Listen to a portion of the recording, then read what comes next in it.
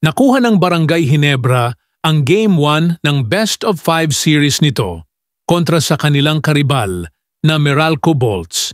Pinangunahan ni Noy P. Justin Brownlee ang naturang panalo kung saan nagtala ang super import ng almost triple-double na 29 na puntos, 12 rebound at 7 assist.